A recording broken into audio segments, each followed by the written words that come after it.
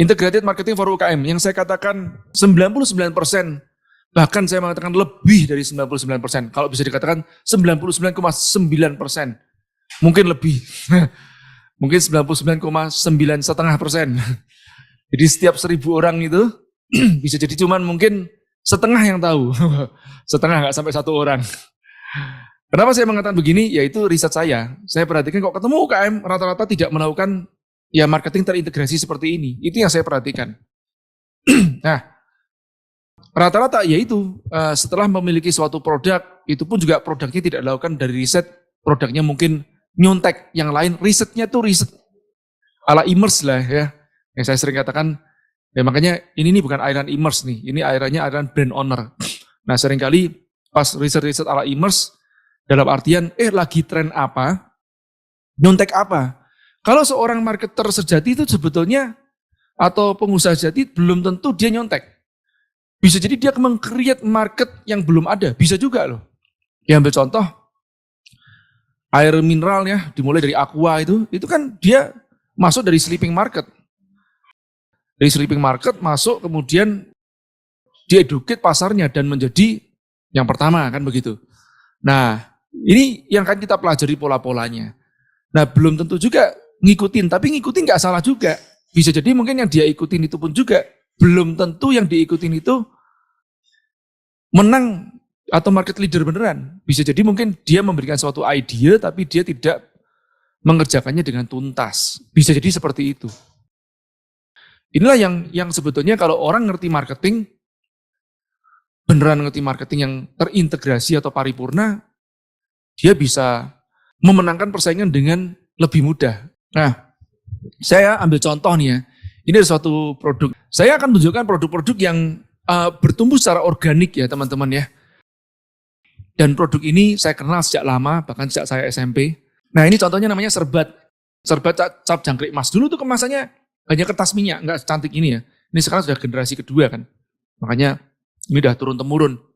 Sejak SMP saya sudah seperti itu, keluarga saya juga seperti itu, dan minum serbat cap jangkrik emas ini ada kandungan namanya jahe merah. Dan sederhana mungkin rempah-rempahnya, tapi dia masih jaga, dan manjur tokcer. Nggak pakai iklan, nggak pernah masuk ke TV, nggak pernah membuat umbul-umbul spanduk, nggak pernah. Nah ini contoh serbat cap jangkrik emas sejak 1958. Ini juga saya memberikan contoh-contoh yang tidak pakai iklan, tidak pakai pemasaran, ya berlebihan bahkan. Ya kopi aroma nggak pakai juga kan. Ini sejak 1930. Bahkan sampai sekarang diferensiasinya sangat kuat sekali. Diferensiasinya apa tuh? Robusta diperam 5 tahun, Arabica diperam 7 tahun. Ini kalau generasi sekarang, ya misalkan mau menjadi followernya, umur 25 tahun, itu baru kulaan green bean-nya disimpan di tempatnya gudang, itu umur 32 baru boleh jualan. Ya apa betah gitu, generasi sekarang seperti gitu kan, padahal maunya instan semuanya. Ya tapi ini Masya Allah ya, yang namanya orangnya ini filosofinya sangat kuat sekali, namanya Pak Widya. Saya sebenarnya sudah mengatur waktu, kemarin kepengen jumpa sama beliau, cuman pas pandemi memang beliaunya menutup untuk datang ke sana. Nah ini saking fenomenalnya, Howard Schultz, si pemilik Starbucks ya, itu datang ke Indonesia, itu minta diantarkan oleh mentor saya, Bang Sandi, untuk langsung ketemu sama yang punya kopi aroma dan lihat pabriknya. Saking fenomenalnya, yang punya Starbucks aja minta diantarin ke sana. Luar biasa kan? Nah ini harusnya teman-teman pemain kopi di Aceh pun juga harusnya melihat nih. Jadi tidak usah minder dengan alat-alat roasting yang mahal-mahal, alat-alat kopi, istilahnya coffee makernya itu ya. Nah, espresso makernya itu ya yang mahal-mahal sampai ratusan juta. Enggak harus minder seperti gitu juga sih kali ya. Nah, tapi di fundamentalnya itu dikuasai duluan dan ini berhasil membangun brand. Jadi kapasitas produksinya enggak bertambah, memang segitu-segitu saja, tapi mentok. Setiap hari habis. Saya ingat saya itu omset bulan per hariannya aja itu hanya sekitar 50-an juta saja dari beliaunya ini. Ya artinya sebulan 1,5 miliar doang lah. Enggak bilang gede, mentok. Tapi buat beliaunya yang hidupnya sederhana, ya insya Allah cukup kan gitu loh. Dan cukup menyekolahkan anaknya ke luar negeri juga. Nah ini contoh kopi aroma. Kutus-kutus juga tumbuh tanpa iklan ya. Mungkin baru akhir-akhir ini ya kita baru ngerti iklannya.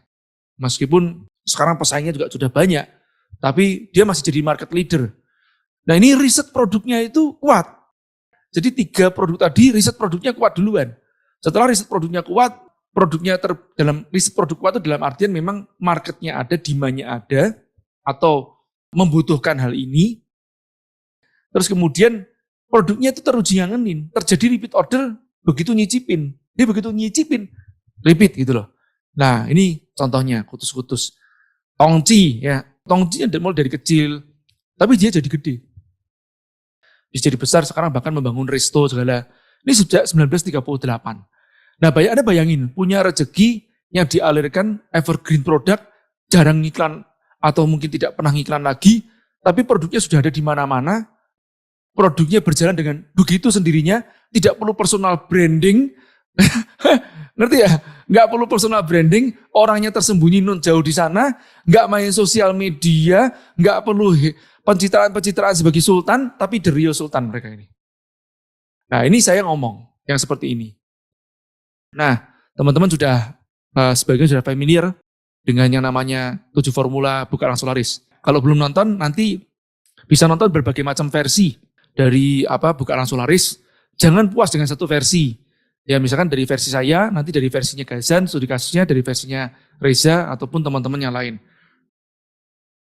Nah, 7 formula ini adalah menggunakan kata kunci keyword ya, yang memang aplikatif untuk UKM, membidik pasar potensial. Kata kuncinya berarti di pasar potensial.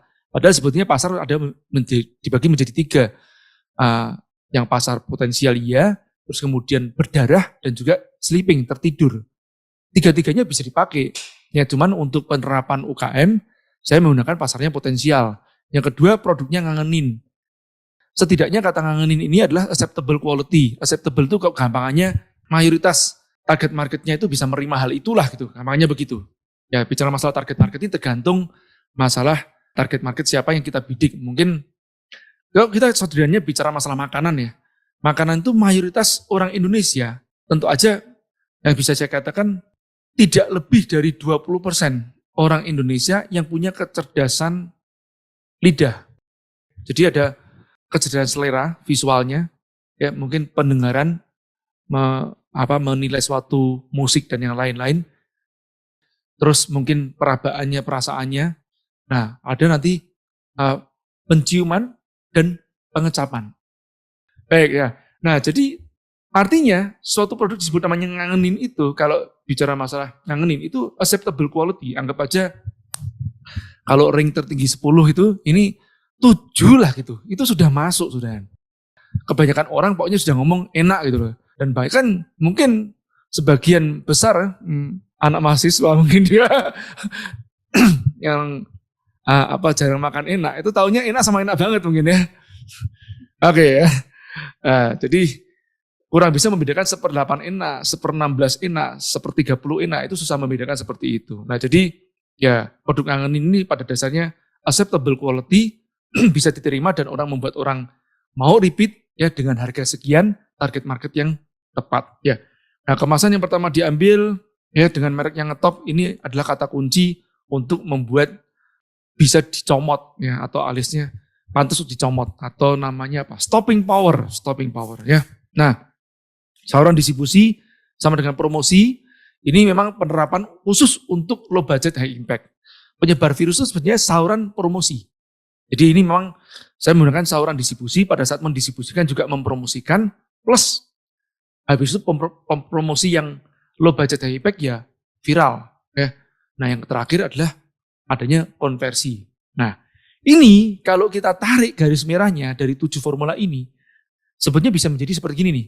Riset pasar, riset produk, desain kemasan atau bentuk, terus kemudian memilih merek, distribusi, promosi, konversi. Ya, saya mengatakan merek ya, belum masuk ke brand ya, belum masuk ke sana. Tapi nanti future-nya larinya ke sana, karena UKM ini udah jalanin ini aja, kalau hierarkinya benar, insya Allah itu sudah bergulir. Tinggal nanti masalah akselerasi kemudian. Karena kan framework-nya 7 formula ini memang framework untuk starting. Belum masuk ke profiting, tapi dengan fundamental yang sangat kuat. Nah, Oke ya, ini silakan di screenshot juga boleh. Riset pasar, riset produk, desain kemasan, bentuk, memilih merek, distribusi, promosi, konversi. Ini kalau dibagi menjadi dua-dua lagi, tadi saya bilang ini dua-dua-dua. Ini jadi seperti ini. Jadi yang riset pasar, riset produk itu, atau bidik pasar potensial produk ngangenin, menciptakan produk unggulan. Kemasan pertama diambil merek yang ngetop, menciptakan stopping power. Ya, distribusi, promosi, dan penyebaran virus ini produk yang siap dipasarkan. Dan yang terakhir, menciptakan gigitan pertama. Oke, lanjut ya. Nah, saya sekarang pembahasan yang pertama. Ya, dua yang pertama ya, menciptakan produk yang unggulan. Ini sudah sering saya bahas, saya tidak akan membahas panjang lebar. Ya, intinya adalah pasar potensial itu sudah saya buatkan guidance yang simple buat teman-teman UKM. Makanya madhab saya itu madhabnya UKMiyah, bukan MNCiyah. MNCiyah, nah, itu bukan saya. Ya, saya tidak sampai ke sana. Makanya saya seringkali mengatakan saya menghantarkan kawan-kawan membangun fundamental perusahaan. Nah, ini pasar potensial ya. Nah, ini contoh-contoh yang saya highlight di situ.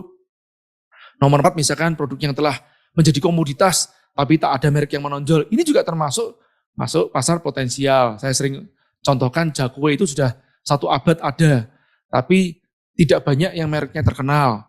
Atau tidak ada mungkin yang mereknya terkenal yang distribusinya merata di tempat Anda. Itu artinya potensial. Ya. Nah, Resource mungkin gitu juga. Sudah 1 abad lebih dibuat di dunia ini Resource, tapi tidak di Indonesia gitu juga, tidak ada merek yang terkenal. Itu potensial. Oke? Nah, permintaan banyak, supply juga banyak, tapi masih ada celah diferensiasi. Orang kreatif itu selalu ada celahnya. Ya, nguliknya selalu ada. Baik itu diferensiasi itu bisa macam-macam ya. Diferensiasi mungkin bahkan di kemasan aja bisa juga loh. Ya. Oke, atau di cara mengkonsumsi bisa juga. Nah, sedang tren di wilayah atau negara lain, belum tren di wilayah Anda, ini juga bisa. Atau mungkin di wilayah lain distribusinya ada, di tempat Anda mungkin tidak ada. Bisa juga. Oke, saya lanjutkan ya. Jadi ini 11-nya sudah saya masukkan ke tempatnya buku saya Buka Langsung Laris, dan yang ke-12-nya saya tambahkan produk ngangenin yang bukan menjadi produk utama atau unggulan dari suatu brand. Oke.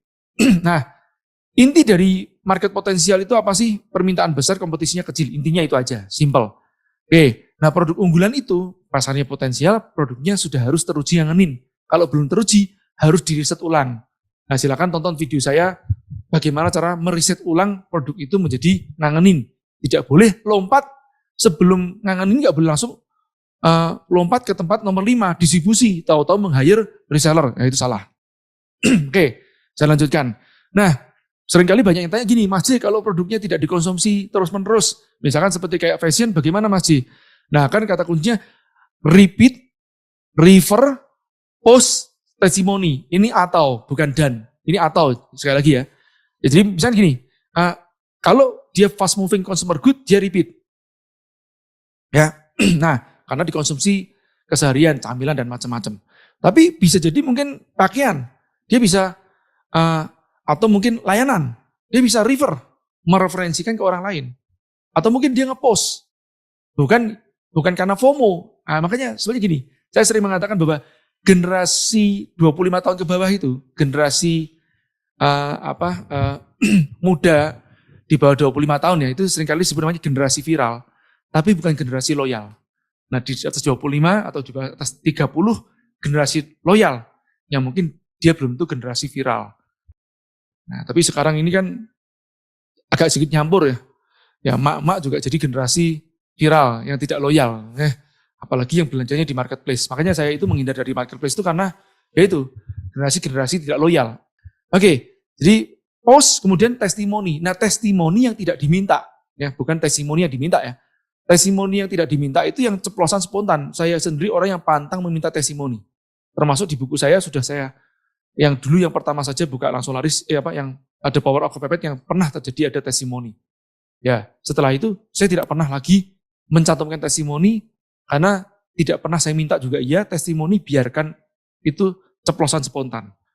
Ini biasanya mereka nanti nyeplos di tempat komentarnya secara spontan. Wah Mas J, makasih nih bukunya membuat saya gini-gini dan terus dan seterusnya. Nah, ceplosan-ceplosan itu kan social proof yang tidak saya create. Ya, tidak saya ada-adakan, genuine. Ya kan? Oke, saya lanjutkan. Kedua dari setelah produk unggulan, kita menciptakan stopping power. Nah, jadi kemasan itu kuncinya buat apa sih? Orang tuh kayak gini loh. Nah, pas dia jalan, ya, misalkan ini ke tempat toko oleh-oleh gitu kan ya. Toko oleh-oleh itu rak-rak di tempat toko oleh-oleh. Nah, dia lewat nih sederetan di tempat etalase jalan.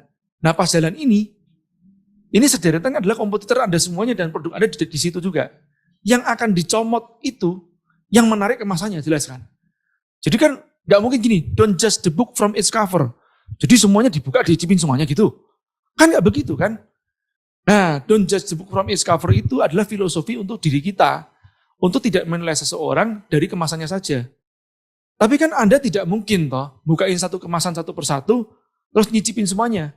Paham yang saya maksud nggak gitu kan ya? Nah, menikah gitu juga nggak mungkin ada ngicipin satu persatu duluan kan? Enggak.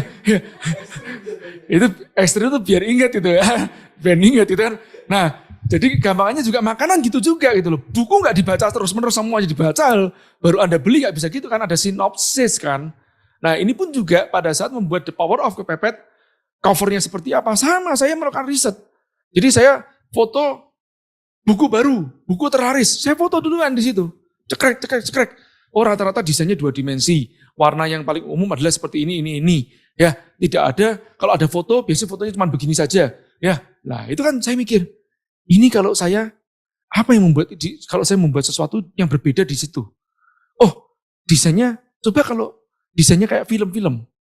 Ya makanya kan saya buat kan from the director of entrepreneur camp, Jaya Setiabudi. Saya tulis gitu kan. Nah terus the power of Kepepet, cara tercepat terampil jadi entrepreneur, dijamin. Nah waktu itu kan sekarang ganti karena udah jadi the power of Kepepet syariah, dijaminnya diganti insya Allah. Ya kan. Balik lagi, saya foto, terus kemudian di bawahnya, dari covernya kan, itu saya lompat 40 kali lebih ya.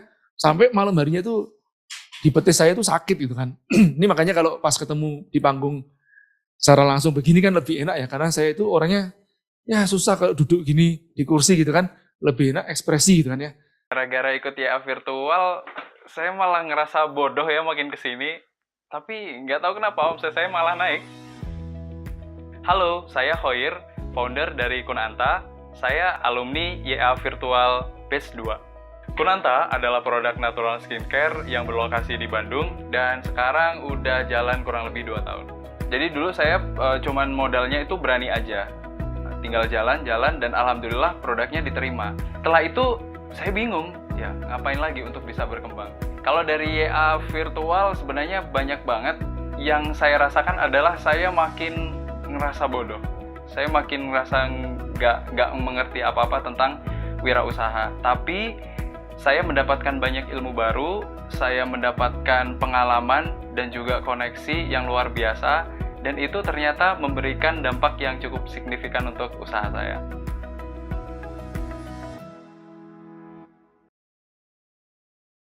Nah, oke, lanjut ya. Jadi pada saat saya riset tentang buku baru itu, saya ketemu, oh, kalau saya desain seperti gini, ini berbeda, ya kan? Nah itu saya simulasikan di foto itu, saya simulasikan ditaruh begitu, ya, ya secara virtualnya gitu ya namanya, taruh disimulasikan di tempat PowerPoint lah atau apakah, taruh begitu, oh bener nih, eye catching, namanya gitu kan, membuat orang nanti stop. Ini yang membuat orang penasaran dari judulnya The Power of Kepepet. Makanya setelah itu kan timbullah judul-judul atau template formula headline yang The Power of Anu. Sama pada saat saya, sebenarnya ini judul buku yang saya buat di ini judul yang ketiga. Sebelumnya kan saya buat untuk guru saya, Pak Purdi, dengan judul Cara Gila Jadi Pengusaha.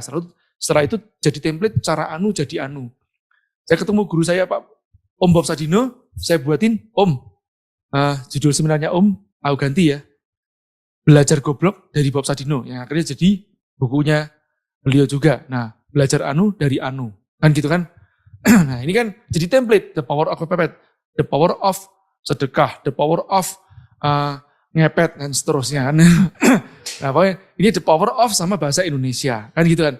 Nah saya buat yang kedua, kitab anti bangkrut, jadi juga kitab-kitab yang lain. Saya buat yang ketiga, buka langsung laris, ada yang ngomong anu langsung anu, kan begitu juga. Ya, saya buat yang keempat, fondasi berkah, mungkin nanti akan ada fondasi-fondasi yang lain juga. Saya nggak ngerti, mungkin fondasi bangunan berkah ya.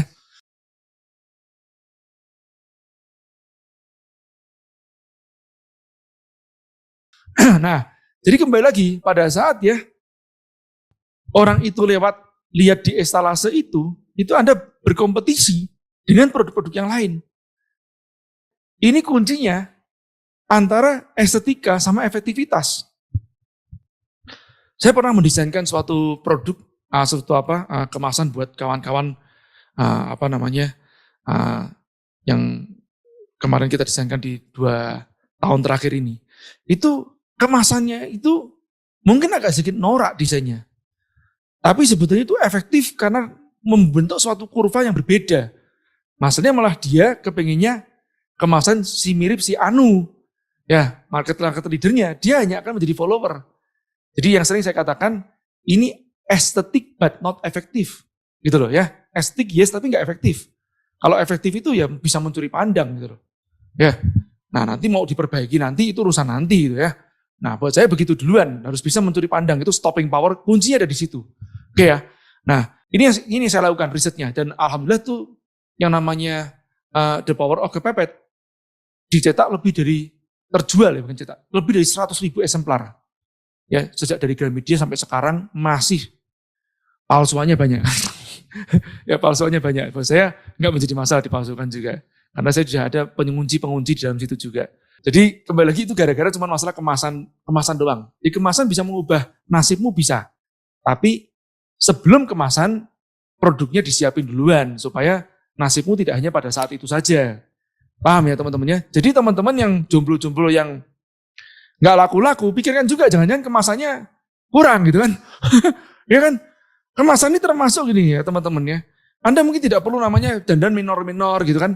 Tapi ya jangan kelihatan pucet gitulah ya. Kalau perempuan kan mungkin tidak perlu minor atau mungkin baiknya jangan minor. Ya, tidak harus pakai wangi-wangian tapi ya jangan bau gitu kan ya. Ya kan gitu kan. Nah, yang paling penting sikapnya. Anda tidak perlu ramah centil, ramahnya sampai ke level centil, tapi Anda harus punya manner. Jangan mukanya cemberut terus gak enak. Nah ya senep tuh ya. Kita udah membayangkan nanti nikah kayak apa kayak gitu kan ya. Nah, ini kan nggak bisa begitu. Ini menjaga syariahnya. Buat saya, ya syariah itu tidak harus menjengkelkan gitu ya. Nah itu ya. Oke, tidak harus menggoda, tapi jangan juga menggoda. Oke, baik ya. Nah sekarang bicara masalah tadi kan stopping power. Nah, jadi apa yang harus dilakukan ya? Ini kan video saya sudah banyak tentang masalah redesign brand ya. Rebranding. Nah ini silakan Anda nonton lengkapnya ada di sini. Rebranding UKM ya, bagaimana mengorbitkan mutiara yang terpendam. Ya, ini sudah ada di YouTube saya. 2 jam, 3 jam mungkin ya. Hijrah dari pedagang ke bisnis. Saya buat ini rata-rata saya potong-potong jadi 2 jam. Silakan tonton. Lanjut ya. Intinya banyak produk yang berkualitas tapi nggak tahu cara memasarkannya. Katakanlah produk ini berkualitas, tapi penampilannya kayak gitu. Dan di antara produk-produk yang lain yang mungkin kemasannya bagus. Anda kira-kira bisa menang bersaing nggak? UKM itu kan. Nah apalagi kalau produknya nggak enak. Kemasannya jelek. Saya sering bilang apa?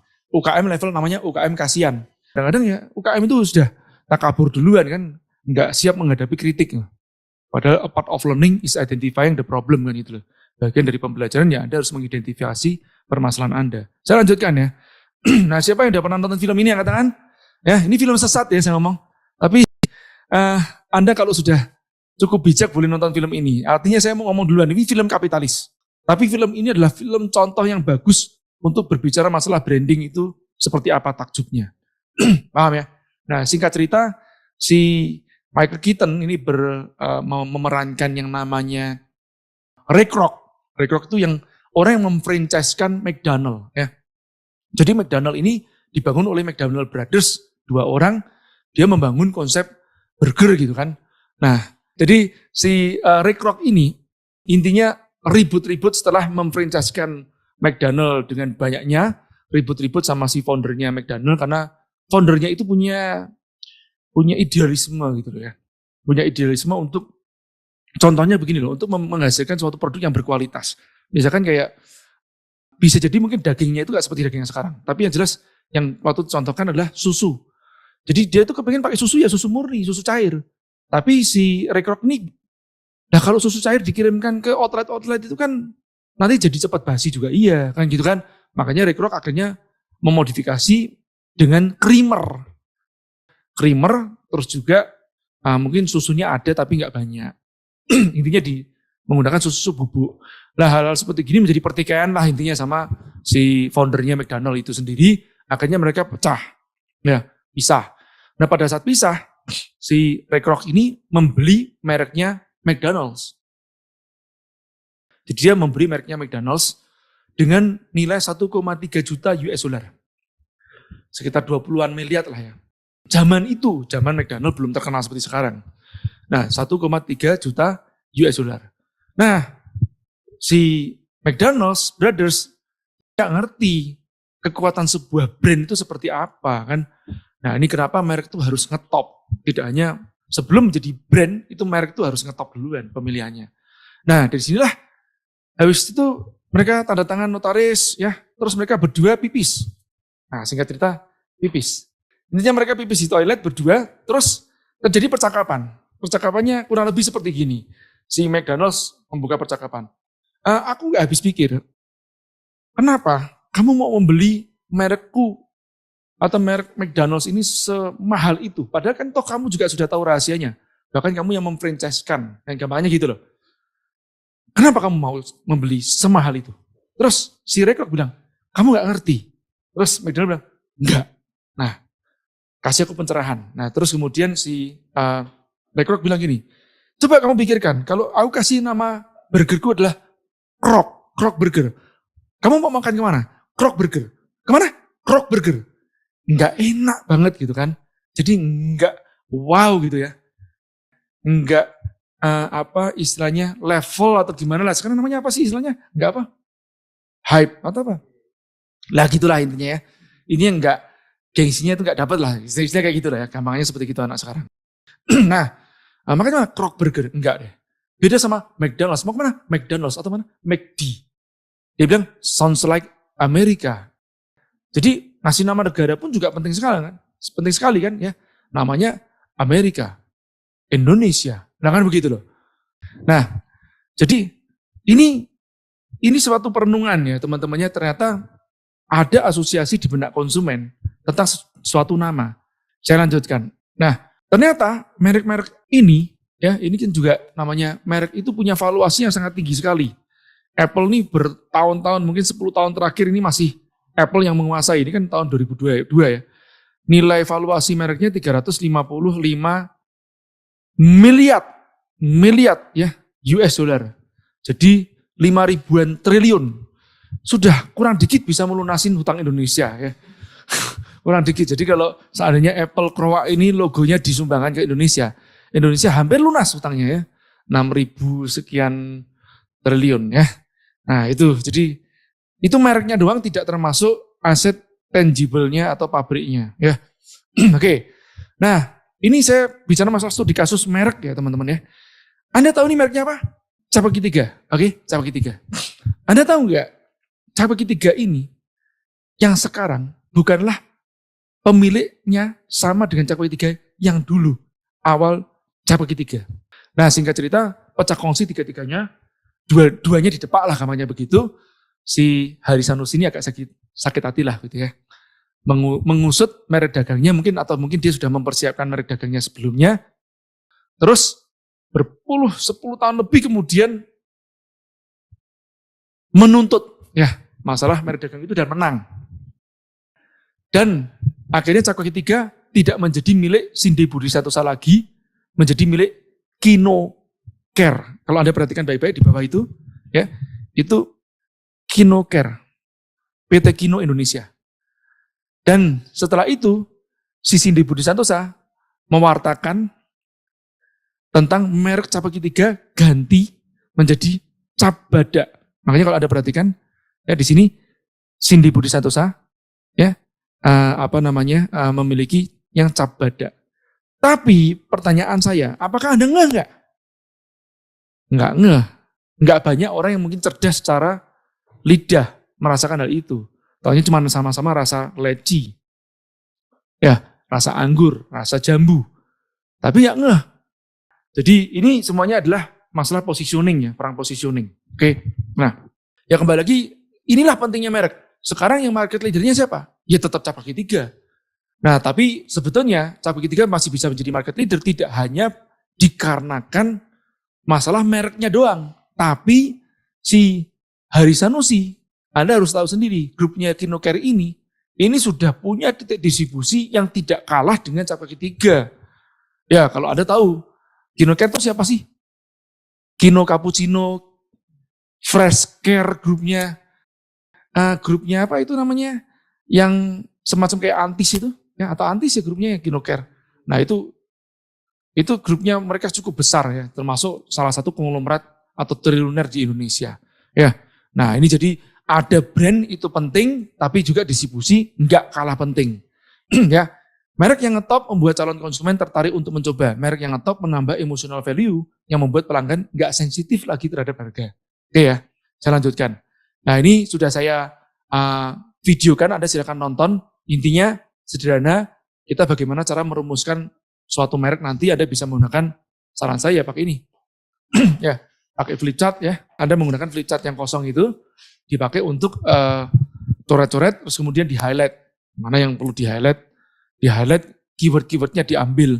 Nah, ini guidance terhadap keyword-keyword itu yang harus tuliskan apa saja itu sudah saya videokan juga di Hijrah dari produsen ke brand owner kalau salah ya, saya lupa. Nanti Anda bisa cek aja tentang rebranding UKM.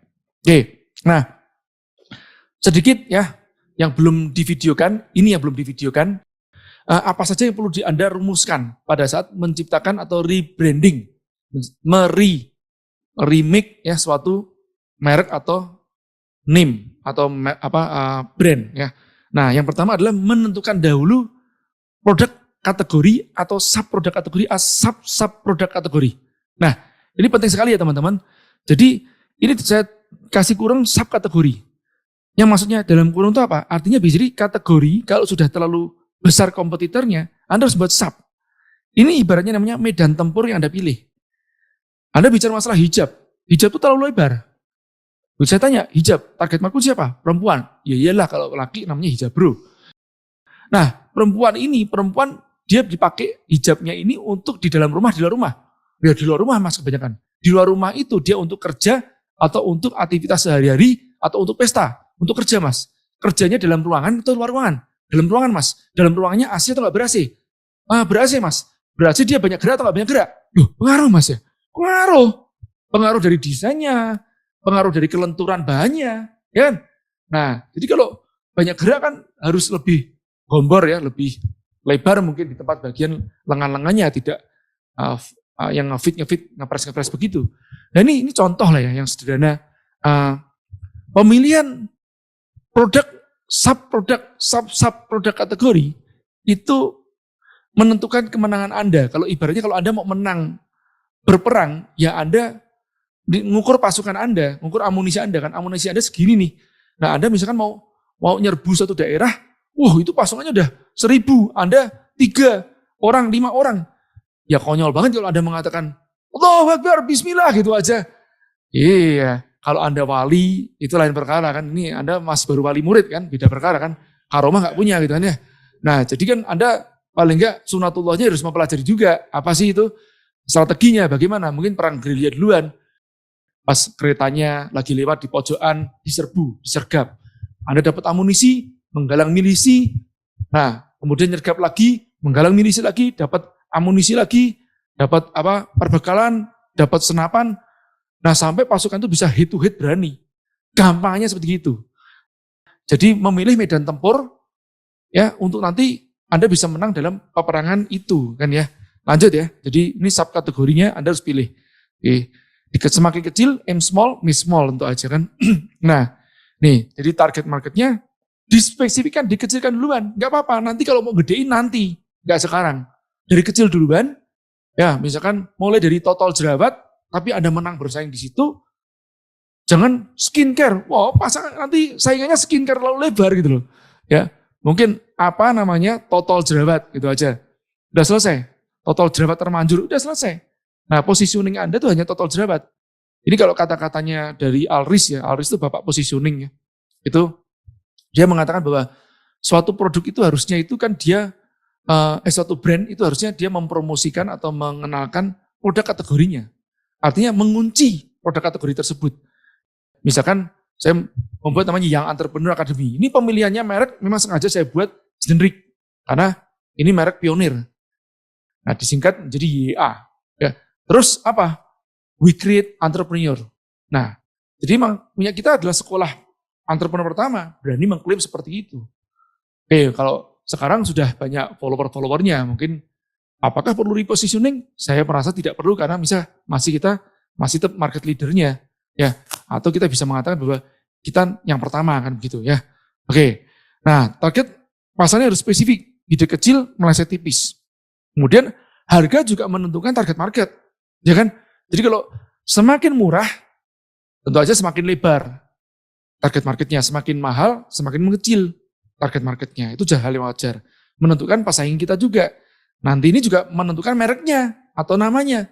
Sekali lagi, kalau Anda saya sebut, Anda mau ke milih salon tinja, Gatot atau Lisa. Oh, Lisa mas. Kenapa Lisa? Ya paling enggak, paling aman mas. Kenapa? Kalau tinja nanti dipegang-pegang mas. Apalagi tuh, Bilbana Fakih yang jenggotan begitu, ya itu yang berbulu-bulu biasanya suka tuh. Dulu saya pernah kan, mau saya aja cuma punya kumis saja, dipegang-pegang sama bencong gitu kan. Ih, berkumis begitu. Wah, enggak serem banget. Malam ini kemana? Aduh, ngeri banget tak kaplok loh. Nah, itu baru masalah merek. Sekarang pertanyaan saya, emang kalau tinja pasti bencong? Belum tentu, bisa jadi Lisa yang bencong. Tapi kan asosiasi di benak konsumen terhadap suatu merek ternyata ada. Kalau Lisa itu cewek, Gatot itu cowok, tinja itu bencong. Nah sekarang gini, mereknya kalau Anda mau masuk, milih Lisa, milih Angelina, atau milih Victoria. Waduh mas, yang aman Angelina deh mas. Mahalan mana kira-kira menurut Anda Angelina, Victoria, sama Lisa? Ternyata merek itu berpengaruh terhadap asosiasi kemahalan. Mungkin Victoria paling mahal deh mas. Ya kan begitu. Ini surveinya Anda silakan lakukan. Saya sudah melakukan riset. Hal seperti gini. Jawabannya itu ya bisa katakan hampir selalu seragam. Jadi orang berpikirnya apa? Padahal saya tidak mengatakan di dalamnya itu harganya berapa duluan. Di dalamnya bencong atau enggak. Saya nggak ngomong seperti itu. Tapi di benak konsumen sudah terpengaruh oleh yang namanya merek. Termasuk juga ada ilmu yang sebenarnya fungologi, ilmu bunyi. Pada saat menggunakan Tatita sama dengan Laluna, kira-kira Tatita ini bentuknya seperti apa? Laluna itu bentuknya seperti apa? Ternyata ada di benak konsumen. Tatita itu diasosiasikan oleh sesuatu yang lancip, tajam, cenderung mungkin keras. Tapi kalau Laluna itu lebih lembut, soft. Nah, ternyata merek berpengaruh ya di benak konsumen. Iya, ini ada risetnya, bukan saya yang sekedar ngomong. Oke, jadi pilih merek yang sesuai dengan produk Anda dan target marketnya. Nah, positioning atau repositioning, Anda harus cari keunggulan atau diferensiasi yang akan Anda tanamkan di benak konsumen. Keunggulan ya, bukan tidak unggul ditanamkan. Ya, alias tidak ada gitu ya, enggak. Nah, keunggulan Anda apa gitu kan harus ditanamkan di situ. Nah, ini video saya juga sudah ada tentang masalah simple marketing. Kalau marketnya sangat kompetitif, Anda bisa masuk ke tempatnya Blue Ocean ya, pakai metric Blue Ocean untuk mencari diferensiasi dan kemudian positioningnya. Oke, nah sekarang masuk ke tagline ya. Nah pembuatan tagline itu apa sih? Tagline itu adalah komunikasi positioning perusahaan, namanya gitu ya, company-nya. Dan ini kan umbrella-nya, ya, master brand-nya, misalnya begitu. Apple ini sebagai umbrella brand-nya dari produk-produk yang di bawahnya, ya. Nah awalnya mungkin Apple menjadi suatu produk, habis itu kan dia menjadi umbrella brand-nya. Produk di bawahnya iPad, MacBook, ya, iWatch, Apple Pencil, EarPod, AirPod, ya, dan seterusnya. Yang hebatnya Apple ini berhasil membuat suatu klasifikasi brand yang menjadi semacam kayak generic brand suatu produk. Jadi gini, saya contoh gini, kalau saya, tolong dong ambilin iPadku, tidak ngomong, tolong dong ambilin tabletku, hebatnya begitu.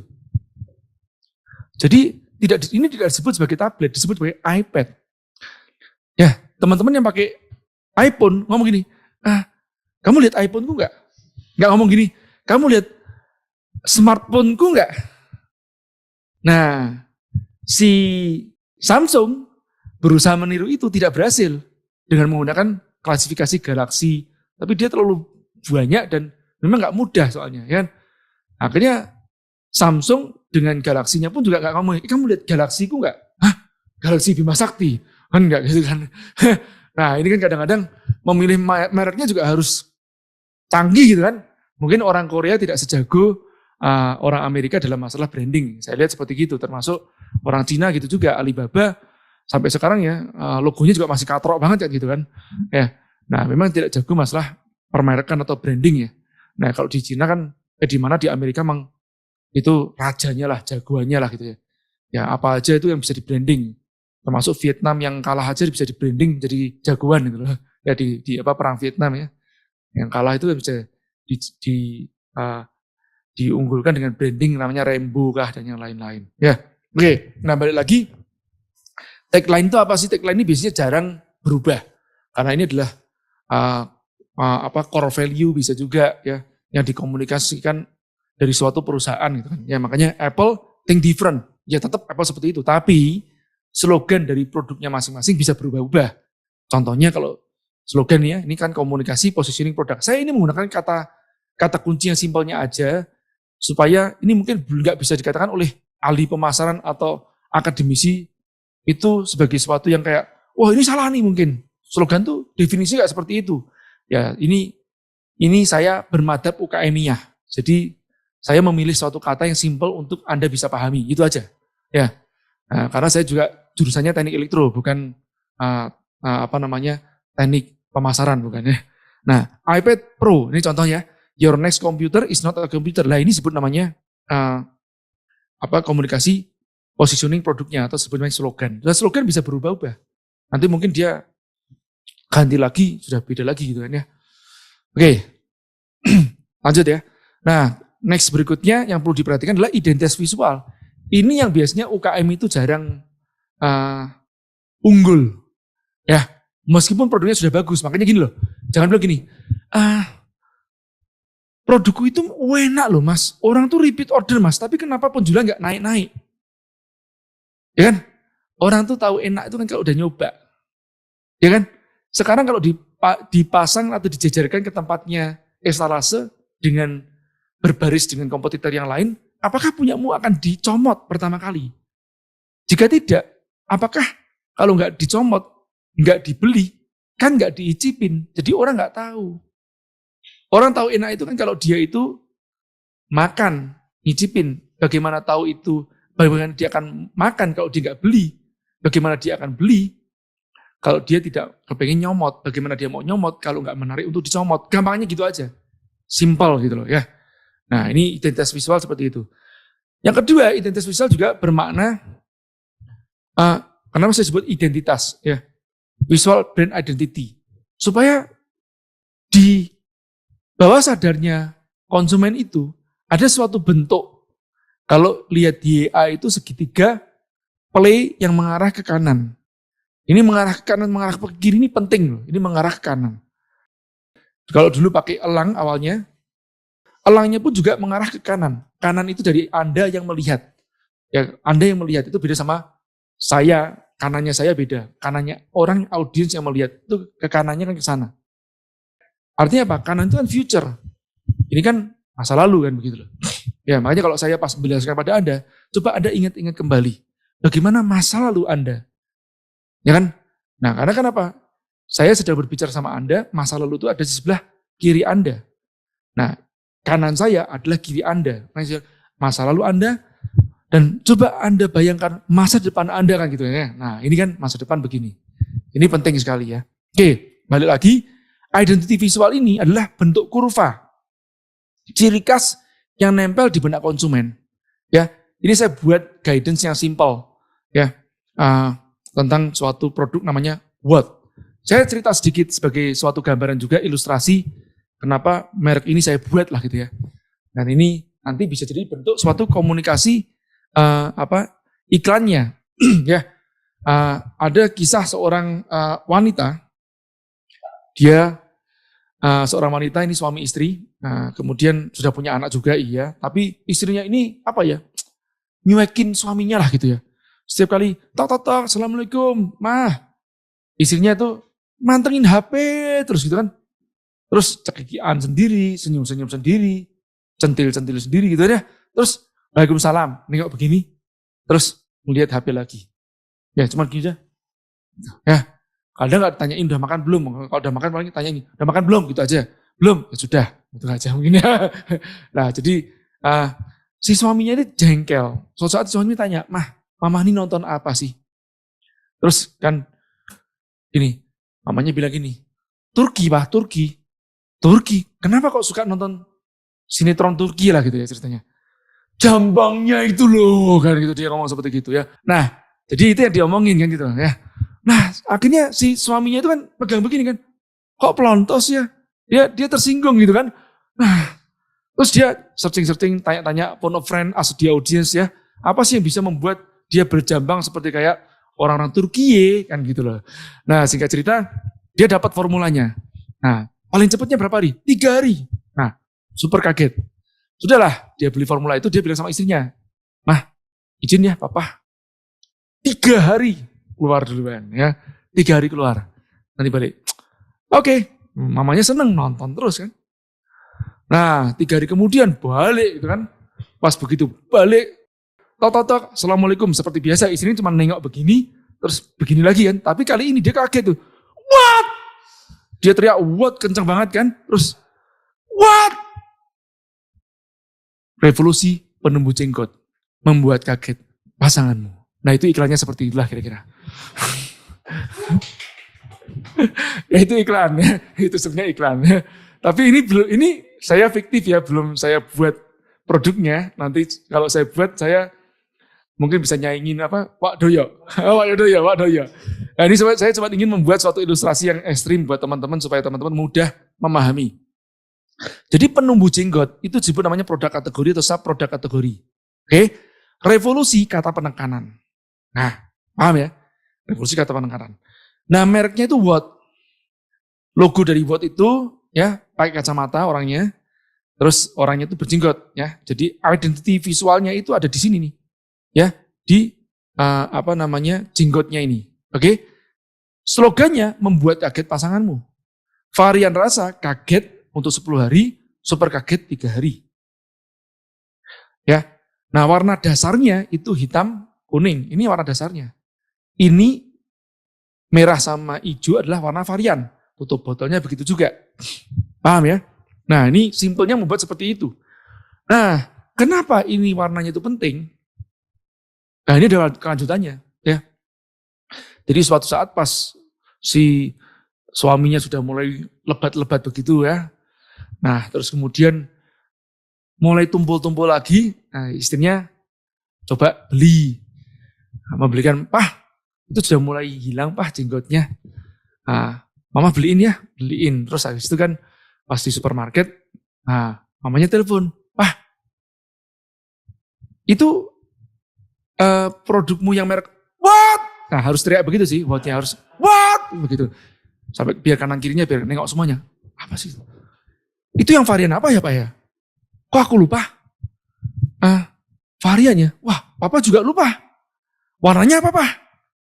Nah, tanyanya biasanya warna. Merah. Oh, super kaget. Gitu loh. Ingat ya, varian warna, varian rasa. Varian rasa, varian warna. Itu paling gampang untuk ingat. Ya, jadi varian warna, varian rasa. Nah, sudah. Akhirnya dibeli nih. Di stok buat berbulan-bulan lah ya, sampai suaminya kayak ketek. Semuanya lebat sekali. Sudah gitu. Suaminya pulang rumah, dicuekin lagi sama istrinya. Istrinya nonton terus. Assalamualaikum, waalaikumsalam. Ini lagi. Senyum-senyum centil lagi si istrinya. Sampai suaminya akhirnya tanya, Mama ini nonton apa sih, Mah? Korea, Pak. Korea. Waduh, sudah terlanjur jadi monyet. Ya, kamu mau suruh nonton yang klimis-klimis kayak gitu. Aduh, opa-opa nontonnya ya. Nah, itulah kisahnya ya. nanti dia akhirnya mungkin what ini akan membuat suatu produk yang baru, not what kan, jadi not what ya, jadi revolusi perontok jenggot namanya ya, not what ya, atau namanya Opa what ya, boleh juga ya. Oke ya, atau mereknya Opa revolusi perontok jenggot Opa.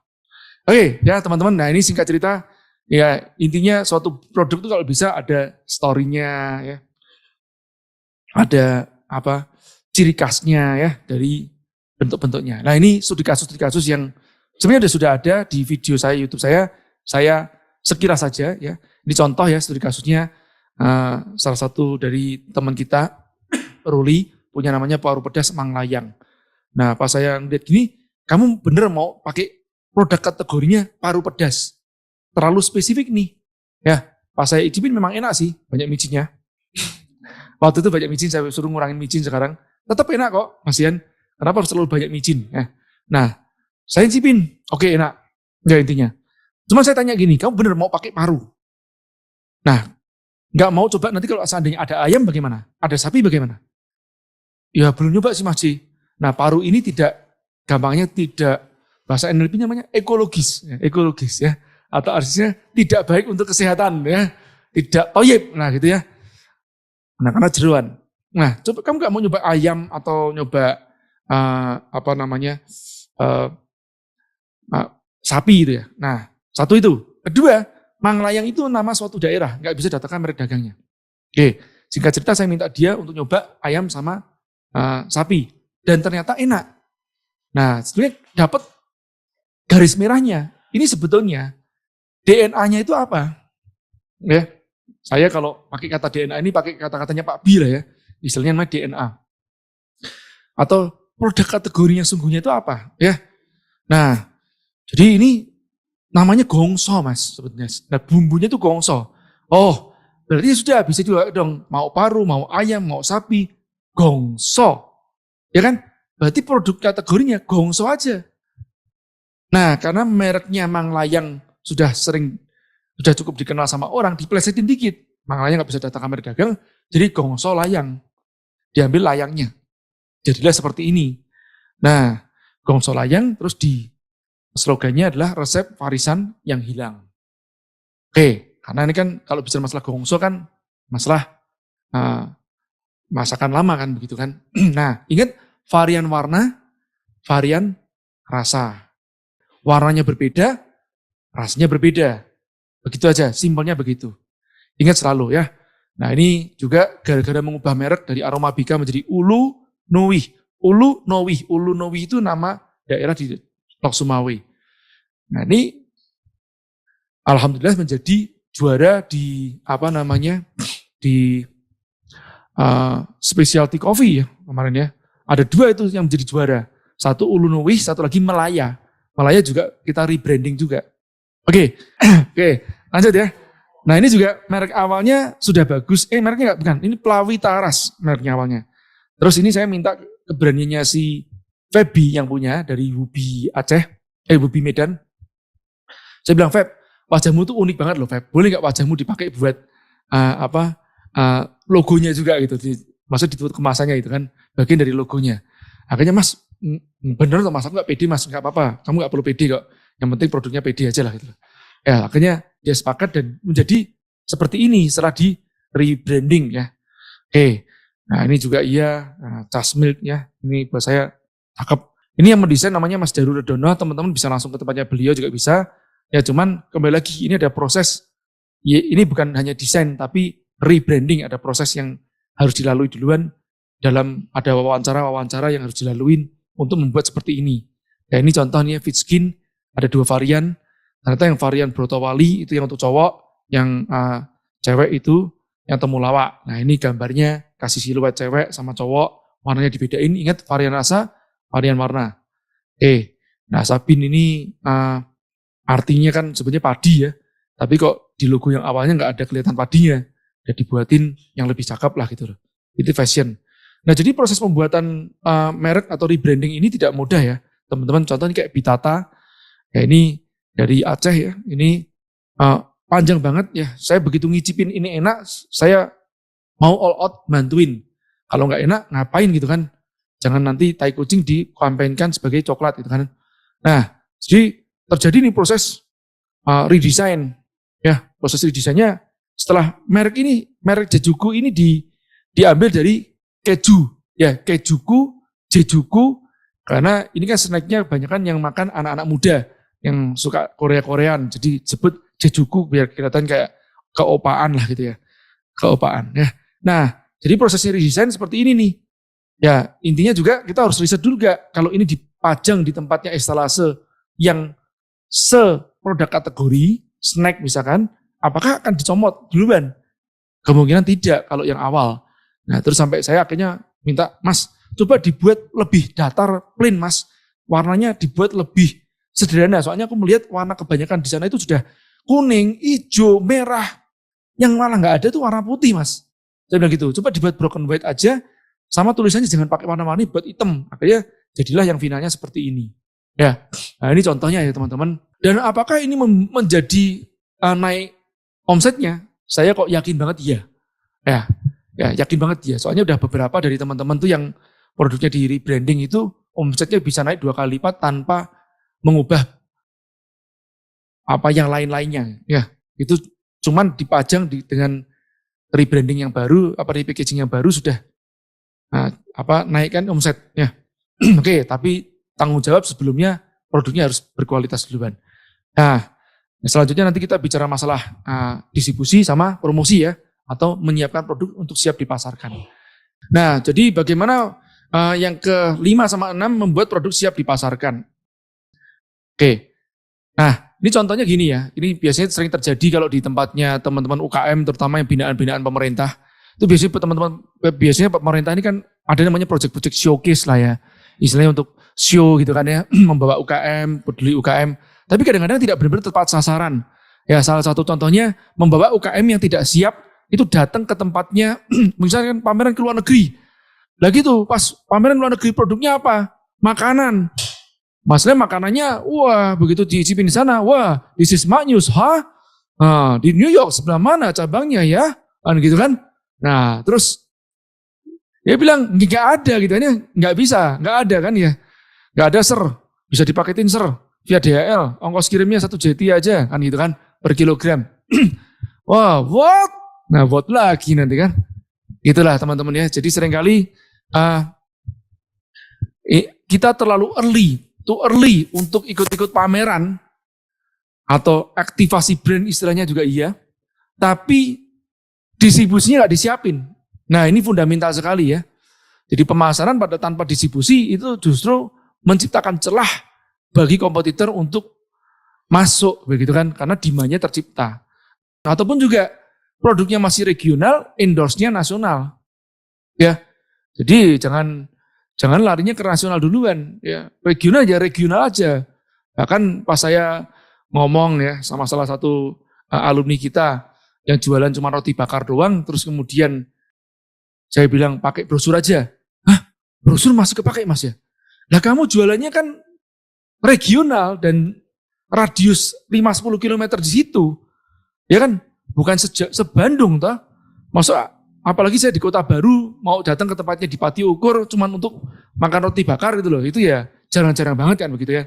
Jadi target marketmu harusnya difokuskan ke tempat radius 10 km berbasis geografis itu. Nah, karena berbasis geografis radius 10 km, jangkauannya apa? Spanduk, umbul-umbul ya. Kalau ada radio lokal boleh juga silahkan. Tapi kan buat saya tetap masih Bandung juga wilayahnya kan. Lebih baik kalau menurut saya ya bagi brosur paling gampang begitu. Voucher bisa juga, kupon bisa juga. Kemana? Ya ke perumahan sekitar, ke kosan sekitar tergantung target marketmu.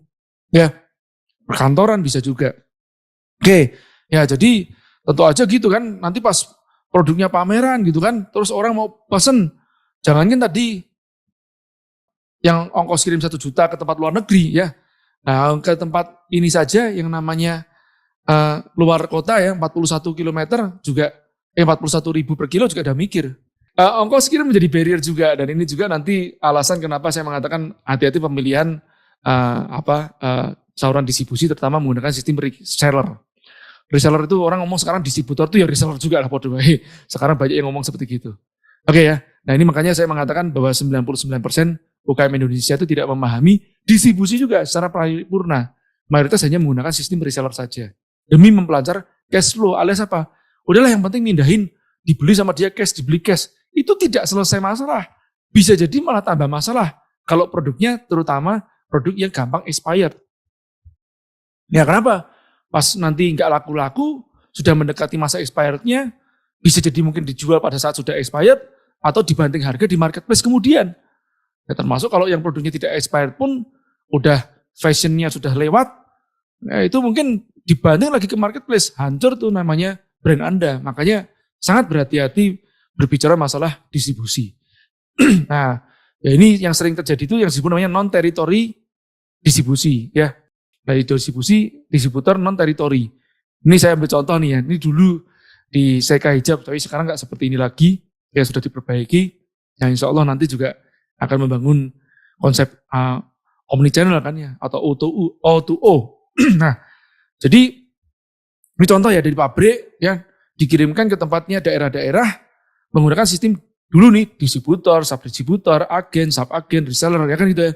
Pada dasarnya yang disebut namanya distributor, sub-distributor, agen, sub-agen, reseller itu apa? Ternyata tidak ada teritorinya.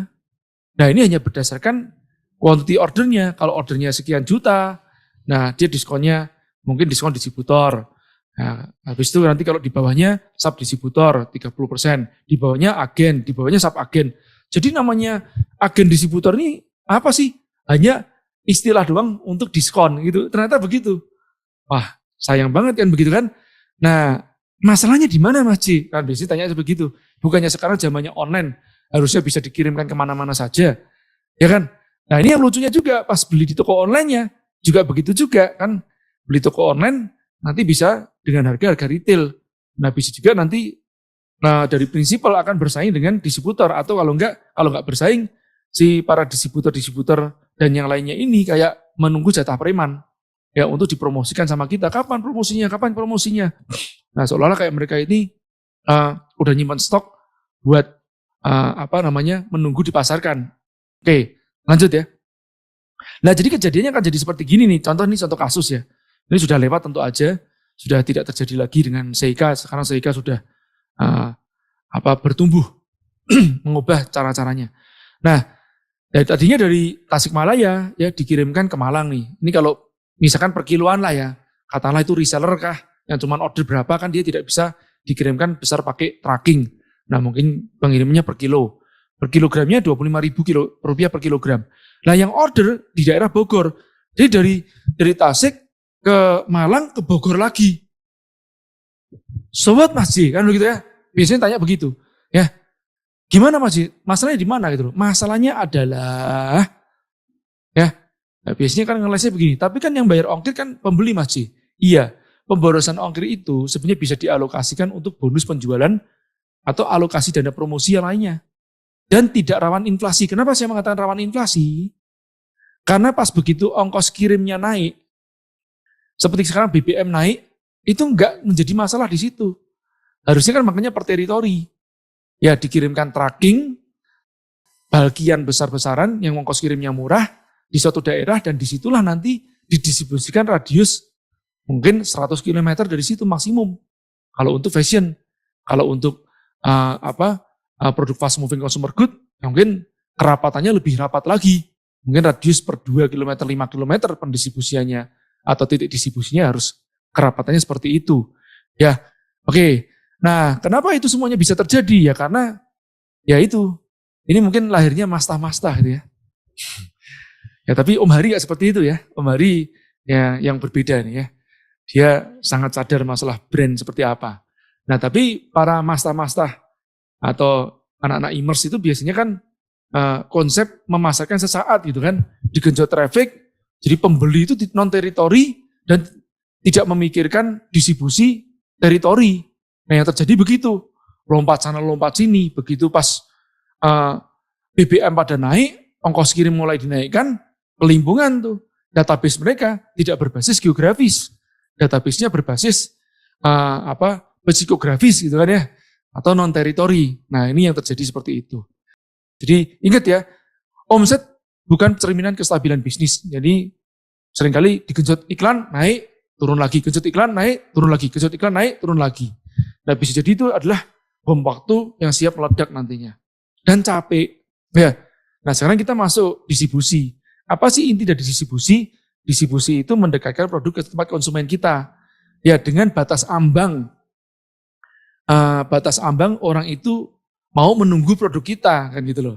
Jadi, makanya tergantung dari produknya. Kalau produknya sifatnya impulsif, ya seperti snack, ya mungkin harus sedekat mungkin dan senongol mungkin, seterlihat mungkin, kan begitu loh, sesering mungkin. Ya, nah ini video saya silakan dipelajari di Fondasi Distribusi dan Penjualan sudah ada juga. Durasinya mungkin sekitar 2 jaman juga, ya. Silakan tonton di YouTube, sudah ada. Nah, saya bahas-bahas sekilas tadi ini, ini contohnya ya. Saya studi kasus. Om saya ini waktu itu minta saya jemput di Batam. Terus kemudian saya jemput, om saya itu minta saya berhenti di tempat warung itu tahun 2000-an lah ya kira-kira. 99, tahun 99. Ya, saya udah keluar kerja dari Astra, udah bangun usaha, nah kemudian om datang ke sana. Nah waktu itu beliaunya masih di Capaki 3. Nah terus tanya, ada Capaki 3? Terus om saya beli, ya ada, berapa harganya, sekian, beli, diicipin sedikit. Ya, jadi diicipin cuman sedikit begitu, dites, terus sudah jalan lagi saya. Warung lagi berhenti, saya berhenti warung itu. Ada Capaki 3? Ada, harganya berapa? Ya, diicipin sedikit lagi. Ketiga kalinya, ada Capaki 3, diminum lagi seperti itu lagi. Wow, saya tanya sama om, lagi survei apa ya om ya? Nah ini saya lagi ngecek distribusi. Audit distribusi lah namanya begitu kan, sambil pergi ke Batam sekalian. Jadi saya ingat banget tuh, sampai malam harinya kita di-entertain sama distributornya. Distributornya kayak ketakutan banget gitu kan, kena penalti, dari prinsipalnya kalau nanti seandainya availability-nya, freshness-nya, itu nggak memenuhi standar gitu kan ya. Nah apa saja sih yang menjadi hal yang paling penting dari suatu survei ya, ya suatu survei atau suatu distribusi itu sendiri kan. Nah ini ada 4 hal yang paling penting. Yang pertama adalah availability atau ketersediaan. Yang kedua adalah kesegaran, freshness. Yang ketiga visibility, keterlihatan. Jadi kalau produknya ada tapi nyelempit di pojokan sana, tidak eye level, tentu aja ini akan menjadi tidak prioritas. Orang harus nyari kan begitu kan. Jadi kalau bisa ya harus eye level. Kalau dulu saya ini ya kayak buku aja, buku The Power of Kepepet itu kalau di Gramedia pas saya datang, saya biasanya ngecek buku saya ada di mana. Nah misalnya buku saya ditumpuk di belakang, saya taruh pindahin ke depan. Ya, tertidur, saya berdirikan. Harus keterlihatan tinggi. Ya ini kita ngecek distribusi nih. Nah, terus kemudian standarisasi harga, begitu harganya nanti dinaikkan salah satunya, itu bisa jadi mungkin switch ke tempat brand yang lain yang mungkin lebih murah. Nah, tingkat ketersediaan ya, presentasi ketersediaan stok itu di saluran distribusi, ini bisa jadi acuan penalti loh, teman-teman ya. Nah, ini contoh begini ya. Kalau misalkan availability-nya itu 99%. Nah, artinya setiap 100 titik hanya boleh diizinkan 1 titik tidak ada. Kalau ternyata ada 2 titik dari 100 titik yang disetor, itu dia bisa kena penalti. Nah, bisa jadi mungkin diambil hak distributorship-nya di tahun depan. Udah enggak diteruskan lagi, dialihkan ke orang yang lain. Nah pertanyaan saya, apakah UKM melakukan hal seperti itu enggak? Enggak pasti, ya karena tidak punya taring. Kedua, enggak.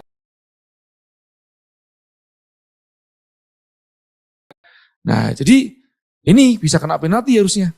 Ya jika di bawah standar makanya kena penalti. Makanya tadi saya katakan, si pas om itu datang ke sana mengaudit setengahnya begitu berkunjung sama mengaudit, wah itu distributor bisa ketakutan tuh. Ya, dia bisa dicabut ya lumayan kan, omsetnya sak Batam aja bisa berapa miliar.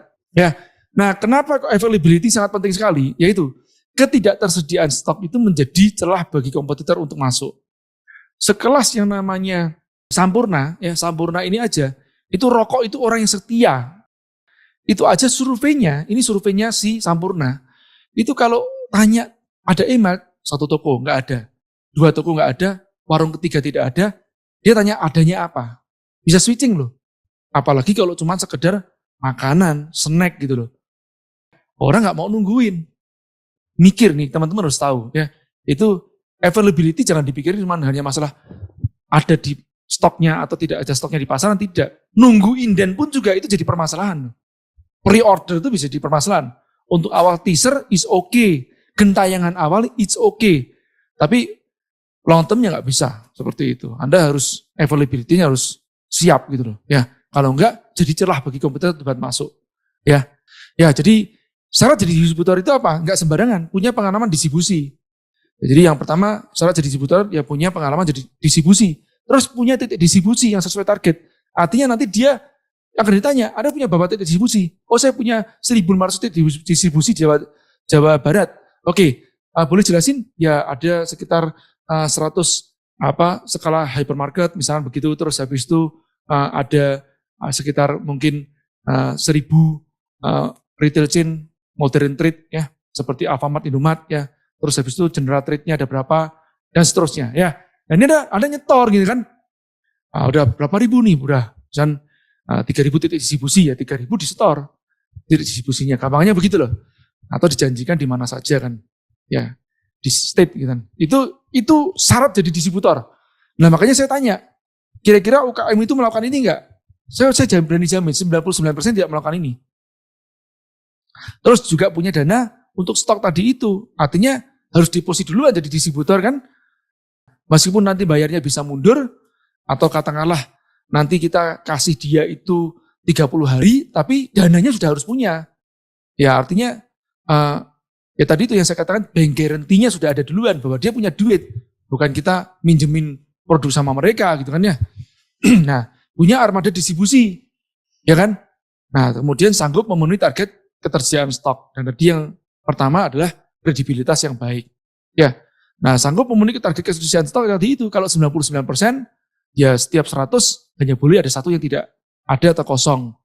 Nah, ini saya ambil dari petanya Gazan ya. Ini Gazan lagi nonton juga di sini. Ini peta Gazan 2019 ya mungkin ya Zan ya. Ya ini yang titik distribusinya masih belum rapat-rapat banget. Ini titik-titik itu kalau teman-teman perhatikan itu ada titik-titik. Itu titik distribusi ya teman-teman. Itu kerapatan distribusinya. Sederhana seperti apa. Nah dari titik ini aja sebetulnya Gazan bisa melihat nantinya. Harusnya merapatkan lebih rapat sebelah mana lagi yang luang. Nah nanti berikutnya saya jelaskan ya. Jadi distribusi duluan sampai merata. Nah berikutnya nanti pasti ada promosinya. Nah ini sebagai gambaran. Ini data saya ambil tadi ini tahun 2022 ya. Bulan Juli tanggal 20. Jumlah retail Indonesia mencapai 3,61 yang sebelumnya ternyata tahun lalu itu 4,1 juta. Nah sekarang 3,61 juta titik retail distribusi di Indonesia. Dan ini mencakup apa saja ya? Mencakup yang namanya hypermarket ya, terus kemudian supermarketnya ada dan kelontong serba ada SPBU ya. Nah ini seperti ini. Nah tapi ternyata yang masih besar itu malah tradisional atau general trade itu. General trade bahkan ya di atas 80%. Modern retail trade itu bahkan hanya sekitar 20% saja ya dari totalnya. Bahkan kurang. Gazan yang lebih tahu mungkin datanya ya. Harapan saya nanti ini untuk materi YA virtual, saya sudah minta request ke Gazan untuk membuatkan materi khusus tentang distribusi. Ya ini dengan kerendahan hatinya Gazan sebenarnya dia bilang masih belajar, ya apalagi saya kan gitu kan Gazan, tapi kan lebih updated lah ya paling enggak. Kalau saya kan dulu bermainnya distribusi, sekarang kan distribusi sudah bermain dengan teknologi juga kan, ya mungkin Gazan sudah mengupdate yang namanya IT-nya untuk distribusi, supaya bisa real time updated bagaimana, dan termasuk supply chain-nya bisa dikendalikan dengan baik, supaya just in time, dan tidak kekurangan stok gitu kan. Oke, nah ini contoh ya. Anda boleh screenshot atau cek di dataindonesia.id ya. Oke, ini saya tahun 2000-an nah kira-kira ya. Yang Anda bisa lihat saya yang mana ya, yang sebelah kanan itu kan. Terus saya dengan produk yang saya create pada saat itu. Dulu ya gitu, derm-derman produknya, derm-derman import dari luar, terus kemudian dikemas kecil-kecil, didistribusikan. Dulu saya terjun secara langsung memang ya. Jadi saya paham karena terjun secara langsung. Misalnya contoh begini, kita mau nyerbu suatu daerah namanya Pekanbaru. Nah, saya kirim supervisor nih untuk survei duluan nih. Nah, dulu kan nggak seperti sekarang ya, tahun 2000-an itu kan belum zamannya internet lah, namanya gitu kan. Kalau ada pun masih dial up ya. Jadi nggak mendapatkan data nggak semudah itu. Nah, tapi juga kalau data pun ada, paling enggak kan tetap harus di lapangan. Disurvei nih. Misalkan titik distribusi kita tadi kan diutamakan SPBU. Nah, SPBU ada berapa? Kelasnya kelas A, kelas B, kelas C. Nah, kelas A ini berapa pompa. Ya, kelas B berapa pompa, kelas C berapa pompa. Kemudian diprediksi stok yang akan diperlukan berapa. Nah, kita misalkan oke, 1 minggu kita bisa produksi. Habis itu kalau repeat order sekian lama untuk sekian banyak. Nah, gitu kan, ada lead time-nya termasuk pengirimannya. Berarti perhitungan nanti itu untuk menghitung minimum maksimum stoknya atau reorder poinnya. Ya, ini sudah ada reorder point. Saya lupa materi saya taruh di mana reorder point. Gampang kalau ada nanti cek aja kata-kata masalah reorder point untuk minimum maksimum stok. Itu ada. Nah, untuk hitungnya formulanya. Nah, jadi setelah itu pas sampai sana, apa yang kita lakukan? Nanti kita melakukan brand activation. Setelah didistribusi, harus diaktifasi. Kalau nggak diaktifasi, biasanya tetap kita nggak aktivasi duluan untuk istilahnya namanya soft launch. Soft launch itu buka toko, ya, distribusi, tapi jangan digenjot iklan duluan supaya kita ngerti traffic tanpa iklan itu berapa. Ngerti ya?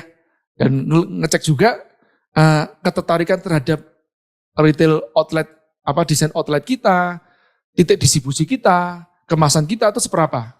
Nah, nanti setelah itu baru digenjot traffic. Genjot trafficnya macam-macam sih. Bisa spanduk, umbul-umbul, iklan radio, kalau zaman dulu ya kan seperti kalau sekarang kan berarti kan media sosial kan, termasuk juga SPG. Nah, gitu kan, jadi SPG. Nanti saya jelasin berikutnya. Ya, ini intinya kekosongan stok akan menjadi celah bagi kompetitor untuk masuk. Nah, jadi tergantung distribusi bukan seperti itu selalu ya. Kayak sistem seperti Yakult ini kan memang larinya ke direct selling.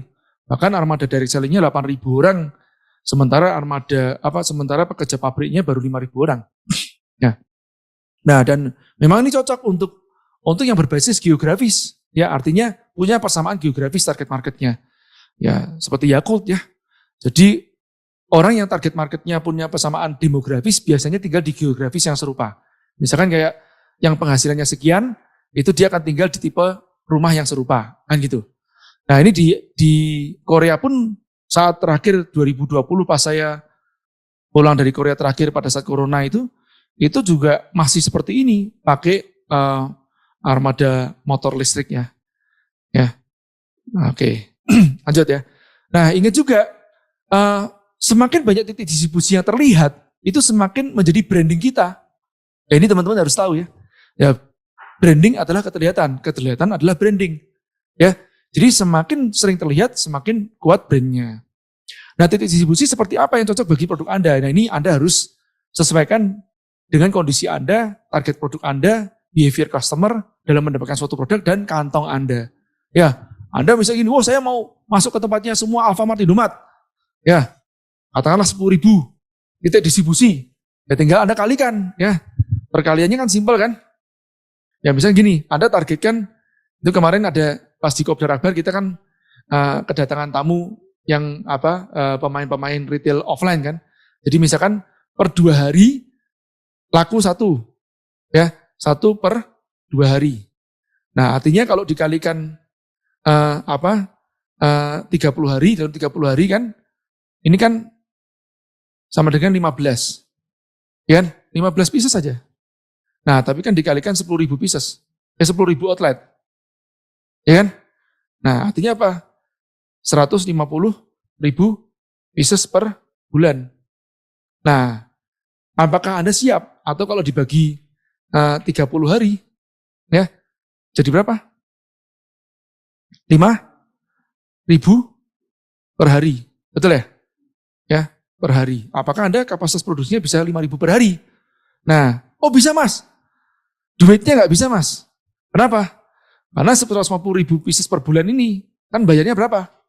Bayarnya misalkan 2 bulan. Ya, ada yang sampai kiamat nggak dibayar ya. Nah, di 2 bulan itu, apakah Anda kuat duitnya? Kan gitu kan. Dibayar 2 bulan. Nah, ini disiapin semuanya.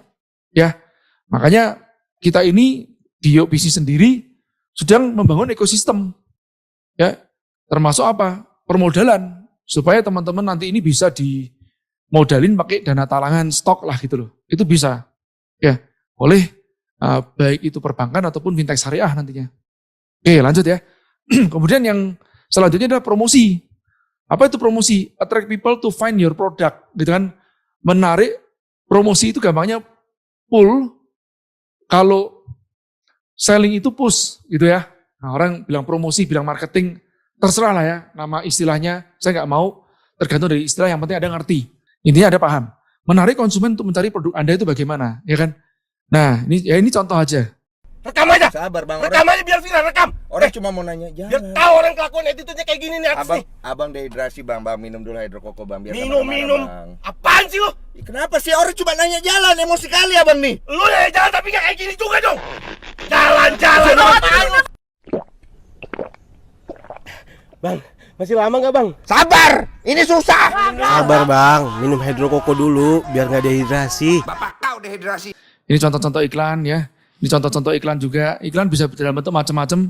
Intinya menarik si calon konsumen itu untuk mencoba atau paling nggak penasaran terhadap produk Anda duluan. Intinya di situ aja ya. Saya next ya. Saya berikutkan. Nah, yang terakhir nih, sekarang terakhir. Yang terakhir sendiri itu adalah bagaimana menciptakan gigitan pertama. Nah, ini adalah tugas yang sepele ya, tapi banyak yang tidak tahu juga nih masalah itu ya. Oke, saya lanjutkan. Nah, yang konversi itu seperti apa? Ini sebenarnya bukan terakhir ya, nanti yang terakhir saya tambahkan lagi brand activation. Oke, nah jadi konversi menciptakan gigitan pertama. Tadi begitu Anda siapkan semuanya, produknya sudah disiapkan, produk unggul, terus kemudian kemasannya dibagusin, distribusi, promosi sudah siapin, tapi belum tentu orang itu konversi loh. Belum tentu orang itu konversi. Nah, kadang-kadang dia ngelihat, ya aku kepengen, ya tapi ntar dulu ya, kan gitu kan.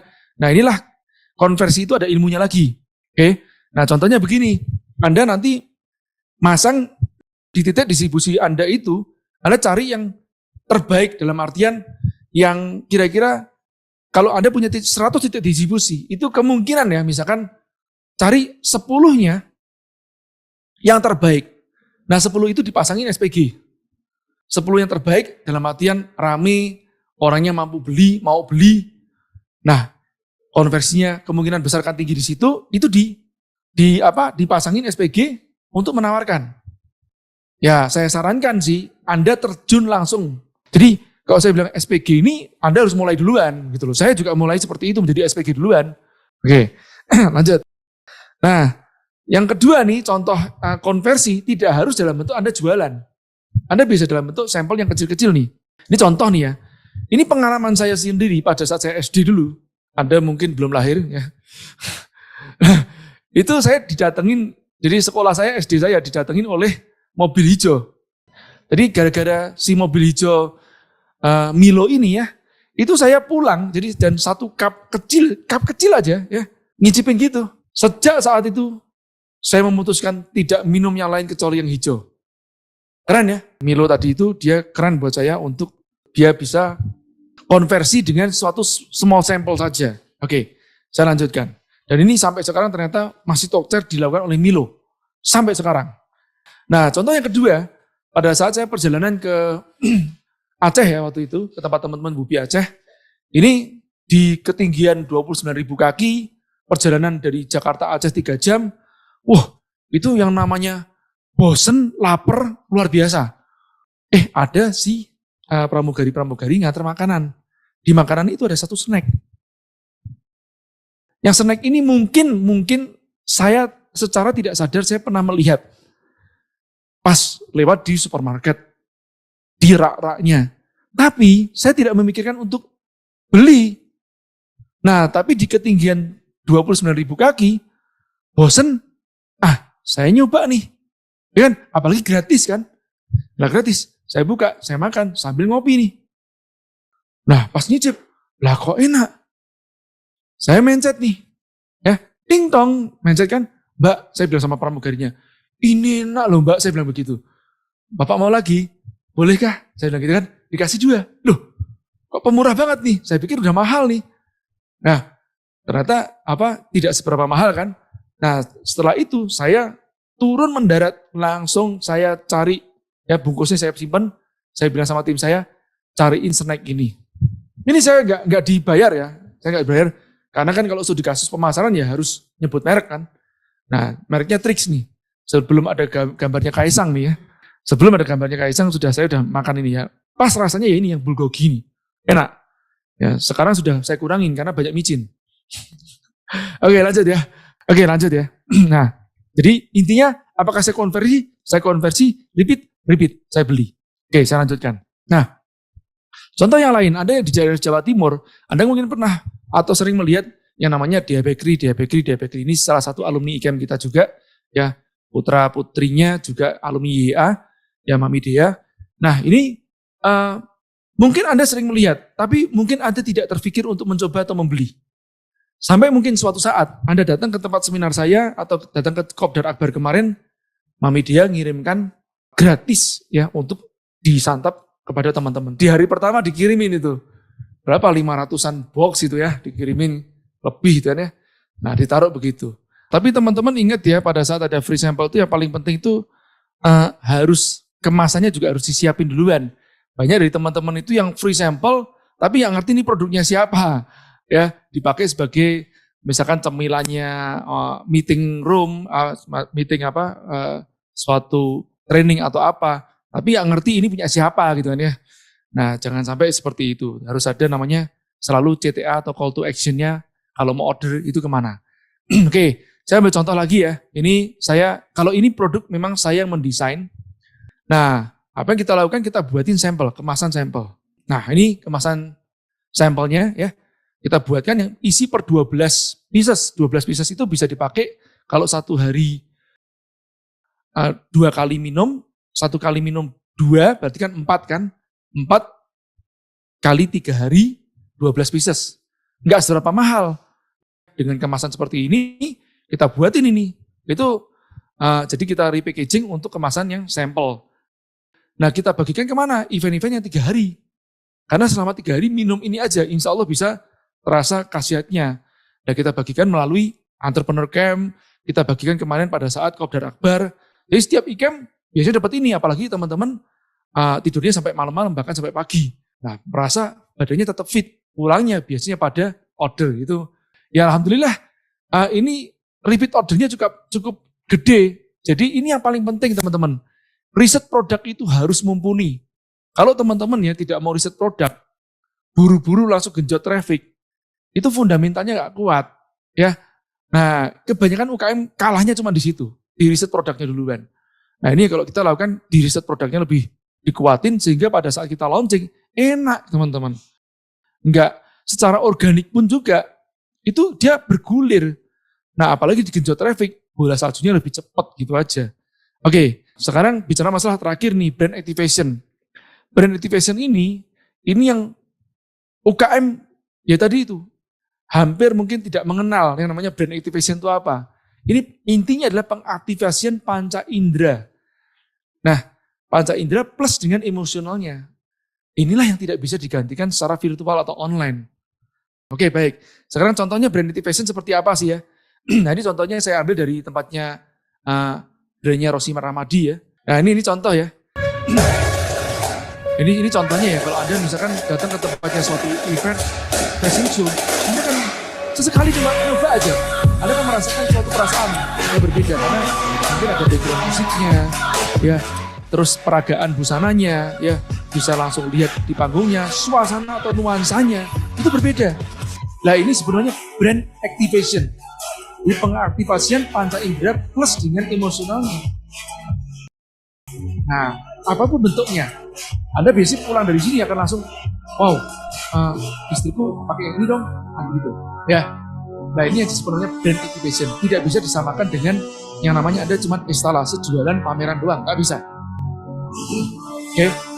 Nah, apakah selalu bentuknya fashion show? Tidak selalu.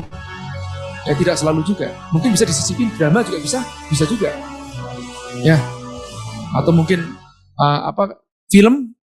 Bisa juga, tapi itu baru masalah promosi yang tidak 3 dimensi atau 5 dimensi tadi itu. Ini contohnya lain ya. Ya, ini Pocari Sweat juga terkenal dengan eventnya yang namanya Run. Pocari Sweat Run ya. Ini event. Ini event yang menasional sampai kepala daerah dan para tokoh-tokoh, para menteri juga ngikut event ini. Wah, keren ya. Mereka bisa narik para tokoh-tokoh loh untuk lari bersama. Kenapa? Karena lari adalah olahraga umum. Setelah lari, tentu aja dibagiin Pocari. Kenapa? Karena Pocari ini bisa nikmat dirasakan pada saat orang itu berkeringat atau habis olahraga. Ya, ini contoh Pocari. Nah, kalau di kita pun gitu juga. Saya di UB juga membuat yang namanya Kopdar Akbar. Yang setiap tahunnya kita adakan Kopdar Akbar ini. Dan ini acaranya Nah, ini dimulai dari kita jam lakukan, 8 sampai 10 malam. kita melakukan Dan itu ini selalu sejak tahun full seat. 2015, Benar-benar semua 16, antusiasnya itu luar biasa 18, banget. 19, Alhamdulillah, 20, saya tuh merasa skip bahwasanya 2021 aja, 2020 walaupun kemarin itu ngadain lagi. bukan sebuah Ya. majelis agama. Ini serius ya. Pas datang ke Tulus situ, gitu ya. tentu aja kan Tapi berbeda. saya Contoh merasa kalau banyak Anda dapat melihat hidayah saya, Anda belum dari- pernah melihat saya secara live, secara langsung, akan berbeda pada saat Anda melihat saya secara live seperti ini. Ya teman-teman ya. Nah, ini pasti berbeda. Atau lihat saya live, tapi di depannya secara langsung gitu ya. Memang sudah ahli Yang, di bidangnya. dan di mereka tidak panggung punya yang basis sama. ilmu. Ya. Jadi menurut saya Mungkin acara seperti ini bagus deketan banget. sama saya, Harus itu sering pasti akan diadain. berbeda. Ya itu sudah secara sunatullahnya seperti itu. Makanya silaturahmi itu sempurna ya pada saat kita bertatap muka. Ya, oke. Nah, ini semuanya harus dipersiapkan ya teman-teman untuk meraih suatu kemenangan ya dalam bisnis kita. Jadi ini semua ada ilmunya ternyata. Dan ini baru sedikit preambuli atau pembukaan dari ilmu integrated marketing ya. Nanti masing-masing itu ada ilmunya dipecah lagi. Kayak distribusi, Anda nggak bisa belajar cuman durasi 2 jam ya. Nah insya Allah nanti Gazan akan melanjutkan untuk materi distribusi di IA virtual.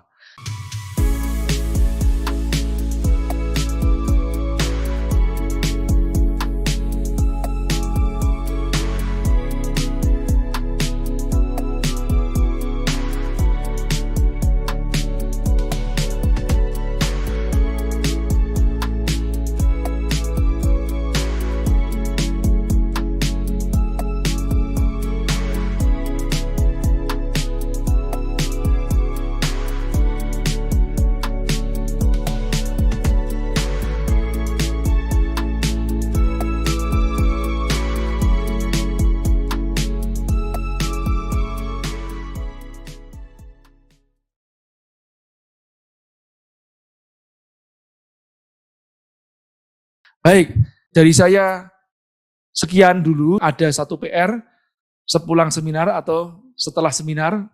Ya, ini pastikan produk Anda unggulan ya, jelas nanti nonton videonya sudah ada semuanya, pastikan kemasan dan merek ngetop. Nah, setelah itu ada checklistnya nih. Tentukan saluran distribusinya Anda, ya beli peta atau print peta.